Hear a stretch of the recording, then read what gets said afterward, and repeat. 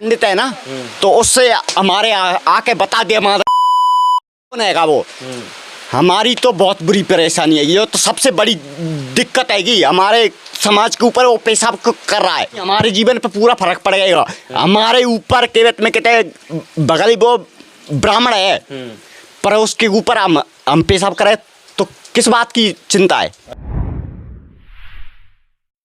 नमस्कार, मैं ब्रजमोहन और इस वक्त हूँ मैं मध्य प्रदेश के श्योपुर ज़िले में। श्योपुर ज़िला आदिवासियों की जनसंख्या के लिए जाना जाता है। यहाँ पर अच्छी खासी संख्या में आदिवासी लोग निवास करते हैं। तो इसी सिलसिले में हम एक श्योपुर के गांव में आए हुए हैं, जो गांव का नाम है धनाच्या। ये श्योपुर ब्लॉक में ही पड़ता है। श्योपुर से करीब 40 किलोमीटर पूर्व दिशा में है और यह हमारे देश के केंद्रीय कृषि मंत्री नरेंद्र सिंह तोमर का संसदीय क्षेत्र है। यहाँ पर एक ऐसे युवक से आपकी मुलाकात कराने जा रहा हूँ जिनका संघर्ष जानकर आप हैरान हो जाओगे और आप सोचोगे कि आखिर ऐसे भी लोग हैं, इतनी असफलता में भी सफलता का रास्ता ढूंढ लेते हैं। तो सबसे पहले अपना नाम बताइए, नाम क्या है? कृष्णा आदिवासी। कृष्णा आदिवासी जी, ये बताइए आप कितने पढ़े लिखे हैं? 12वीं करके डीएड कर ली हैगी। डीएड करने के बाद में अब बीए रनिंग में चल रही हैगी हमारी। अच्छा, आपकी पढ़ाई पे फिर मैं दोबारा से आऊँगा, लेकिन उससे पहले पूछना चाहूँगा कि आपके गांव में मतलब कितनी जनसंख्या है, कितने घर हैं? शायद अपने गांव में 256 घर होंगे और जनसंख्या के बारे में तो अपन बता सकते हैं शायद 1545 हैंगे, 1545 हैंगे पूरा। आपकी समस्याएं भी हम जानेंगे, लेकिन सबसे पहले मूलभूत पूरे कॉमन आपके गांव की समस्याएं क्या हैं वो हमें थोड़ा संक्षिप्त में बता दीजिए। जी, तो हमारी सबसे मूलभूत आवश्यकता है कि यहाँ तो यहाँ सीसी नहीं हुआ है गांव में, ना पंचायत भवन हैगा और धनाच्या पंचायत हैगी। इसमें काय ना तो सेक्रेटरी सही से काम कर रहा है, ना सरपंच सही से काम कर रहा है, कोई भी वैसा काम नहीं कर रहा है। और कुछ जो पुराने थे उनको आवास मिल गया है, नहीं तो नए आएंगे उनको कोई आवास पास। अच्छा, एक बात बताइए, बीजेपी कांग्रेस के अलावा और कोई नई पार्टी आती है जो आपको हक अधिकार नौकरी रोजगार देने की बात करे तो उसको वोट देना पसंद करोगे? पसंद करेंगे। हाँ, पसंद करेंगे उसे। हाँ, पसंद करेंगे। आपके हाथ आपने खो दिया है तो किसी दुर्घटना में खोया है या मतलब पहले से ही? दुर्घटना में। अच्छा, दुर्घटना मतलब कैसे हुई, थोड़ा बताइए। ये हम 9th क्लास में मजदूरी करने गए थे, मजदूरी करने के हिसाब से उन्हें फिर वैसे कट गया था। आप अपना जीवन यापन करने के लिए क्या करते हैं? मजदूरी करते हैं। मजदूरी के अलावा ज़मीन जायदाद कुछ ही नहीं है। कुछ नहीं है।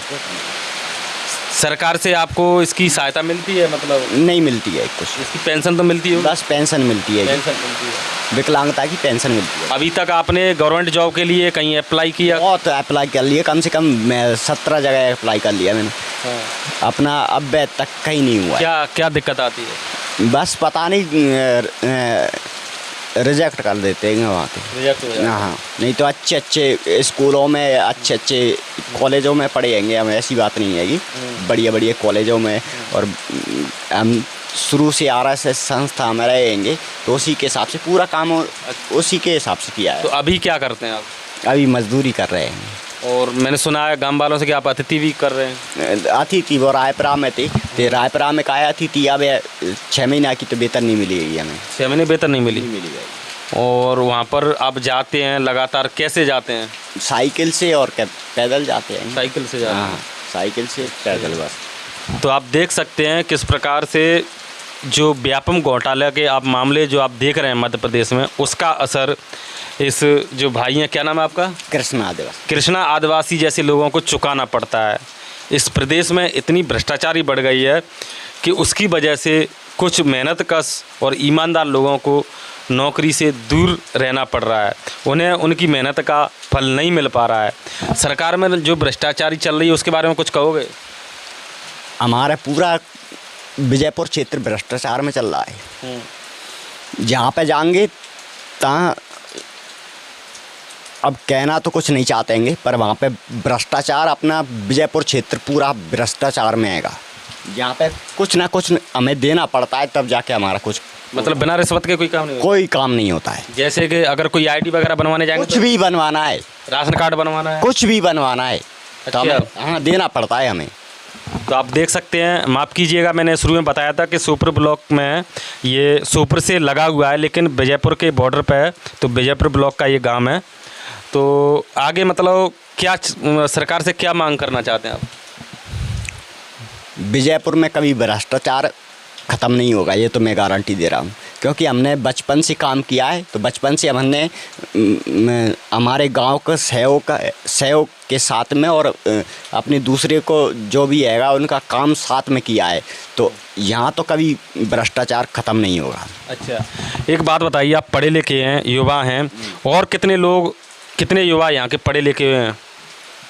मेरे अलावा कोई नहीं है। कोई नहीं है, किसी की गवर्नमेंट जॉब भी नहीं? खत्म है। बिल्कुल। तो मानो कि तो ये अपने आप में बड़ी बात है कि पूरे 2 से 80 घर में एक लड़का ने 12th ग्रेजुएशन भी कर ली है, डीएड की है, और वो भी ऐसे लड़के ने जिस मतलब एक हाथ से विकलांग हैं। तो और लोगों से, अपने समाज के लोगों से क्या संदेश देना चाहोगे, क्या कहना चाहोगे?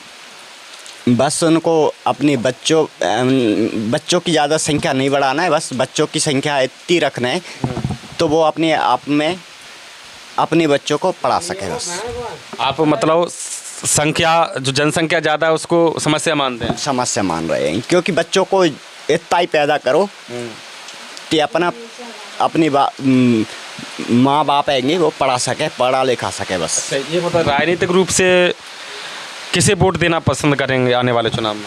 आने वाले चुनाव में कांग्रेस को। बस कांग्रेस को? कांग्रेस क्यों अच्छी लगती है और बीजेपी क्यों नहीं? 70 साल से उसने काम किया था, पर अब 70 साल से अब ये काम कर रही है ना, 20 साल इसको हो गए होंगे, बीजेपी को 20 साल हो गए होंगे। 20 साल से अब बैद तक हमें कोई ना तो ग्रामीण क्षेत्र में कोई विकास मिला है। अच्छा, एक बात बताइए, आप या आपके गांव के लोग या आपके जितने भी जानने वाले हैं, बीजेपी कांग्रेस के अलावा और किसी पार्टी को जानते हैं? सबको जानते हैं। और कौन सी पार्टी?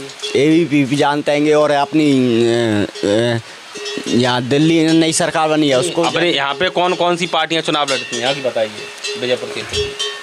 विजयपुर में 2 ही आते हैं बस, 2 ही आते हैं। बीएसपी कम्युनिस्ट कभी आता है वो भी, बस उसे तो कोई वोट देता ही नहीं है। अच्छा, बीएसपी को कोई वोट नहीं देता है? क्यों नहीं देते हैं? क्योंकि उसे जानते ही नहीं है कोई। उसे जानते नहीं? ना जानते।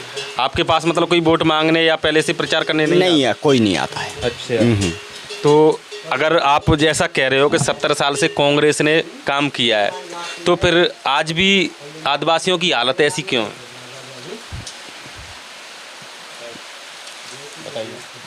अब तो इसके बारे में शायद पहले कांग्रेस थी, अब बीजेपी आ गई। बीजेपी अब 20 साल से काम कर रही है, तो उसने कोई हालत सुधारी नहीं थी आदिवासियों की। और उसके बाद में मतलब आप कांग्रेस को वोट इसलिए देना चाहते हो कि बीजेपी ने 20 साल से कोई काम नहीं किया? बस। कांग्रेस ने क्या अच्छा काम किया है? कांग्रेस ने कोई काम, बीजेपी ने कोई काम नहीं किया। तो कांग्रेस को भी आप अच्छे काम करने की वजह से दे रहे हो वोट, या मजबूरी में दे रहे हो? नहीं, अच्छे काम करने की वजह से दे रहा है, क्योंकि उसने हमारा रोजगार संभाला था हमारा। अब 2008 में निकली थी, 2006 में निकली थी, और 2015 में निकली थी। सीधी भर्ती है। हाँ चलो ठीक है, लेकिन मेरा सवाल यही है कि जब इतना काम कांग्रेस ने किया, तो आज आदिवासियों गांव के गांव इतने पिछड़े हुए हैं, बहुत पिछड़े हुए हैं। तो जब 70 साल से कांग्रेस ने काम किया तो इतने पिछड़े क्यों हैं? देखिए, मैं एक बात बता देता हूँ, हो सकता है आपको जानकारी ना हो। आप मेरी बात सुनिए, आपके गांव में 2 दुकान हो किराने की, ठीक है, या 4-5 दुकान हो, और आप सिर्फ 2 दुकानों को जानते हैं, एक महंगा देता है तो दूसरा उससे भी ज़्यादा महंगा देता है, तो आपको और दुकानों के बारे में तो पता ही नहीं है, तो आप क्या उन्हीं दोनों दुकान पर घूमते रहते हैं। लेकिन पता चला कि जो तीसरे, चौथे, 5वें नंबर की दुकान है वो सस्ता सामान देती है, लेकिन उसका तो पता ही नहीं है, तो इसमें कमी किसकी है? देखो सर, वो तो मतलब ये बात जो उचित वो किराने की दुकान पैसे सामान लाता है ना, तो उसे वो उसी भाव में देता है, जैसे अपन लाते आएंगे ना, तो उसी के भाव में से फिर डबल करके देता है। अच्छा, एक बात बताइए, बीजेपी कांग्रेस के अलावा और कोई नई पार्टी आती है जो आपको हक अधिकार नौकरी रोजगार देने की बात करे तो उसको वोट देना पसंद करोगे? पसंद करेंगे। हैं? हाँ, पसंद करेंगे उसे। हाँ, पसंद करेंगे। अलग लेकिन समस्या ये है कि आपके पास बीजेपी कांग्रेस के अलावा कोई आया ही नहीं। कोई नहीं आया है हमारे। तो ये बात तो आप आदिवासी लोगों को समझना चाहिए कि इस देश में लगभग जब से देश आज़ाद हुआ है और संविधान लागू हुआ है तब से बीजेपी और कांग्रेस की सरकार रही है। लेकिन तुम्हें नहीं लगता कि मतलब कांग्रेस और बीजेपी सिर्फ आपके समाज से और आपसे वोट की राजनीति कर रही है, वो आपको हकीकत में हक अधिकार नहीं देना चाहते हैं? नहीं देना चाहते हैं। हैं? और अपनी बीजेपी तो अपना मतलब निकाल रही है। मतलब कई को SC ST और OBC और अपना अल्पसंख्यक आएगी और अपना सामान्य वर्ग आएगा। तो सामान्य वर्ग वाले ने सबसे ज़्यादा महत्वपूर्ण दे रही है। अच्छा, एक बात बताइए, बीजेपी में जो अभी सीधी में जो कांड हुआ है, पेशाब कांड आदिवासी के ऊपर पेशाब कर दी गई, उस पर क्या कहोगे? ऐसे लोगों के बारे में क्या कहेंगे? मतलब ऐसी घटना है ये समाज के लिए किस तरह बहुत बेकार है। हमारे आगे के वक्त में कहते हैं अगर हमारी समाज अगर वो पेशाब कर रहा है ना, हमारी समाज के ऊपर वो पेशाब कर रहा है ना, वो पंडित है, फिर हम के वक्त में कहते हैं बाकी पंडित से ज़्यादा आएंगे।